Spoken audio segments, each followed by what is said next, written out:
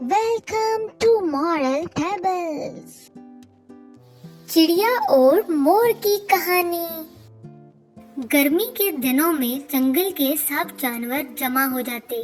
وہاں ایک مور اپنی رنگ برنگی دم پھیلا کر خوشی سے ناچ رہا تھا۔ سورج کی روشنی اس کے پروں پر پڑتی تو رنگ ایسے جھلملاتے جیسے کوزے قزح زمین پر اتر آئی ہو۔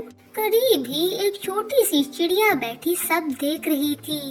اس نے افسوس سے کہا، کاش میری بھی اتنی حسین دم ہوتی، سب میری طرف دیکھتے۔ چڑیا نے سوچا اور اگلے دن جگہ جگہ سے پر جمع کیے۔ اس نے وہ اپنے ننھے ننھے پروں کے ساتھ باندھ لیے۔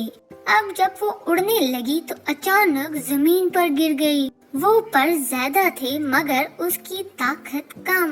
تبھی ایک شکاری آیا۔ اس کے قدموں کی آہٹ سے جانور بھاگ گئے، پر چڑیا اڑ نہ سکی، وہ پھنس گئی۔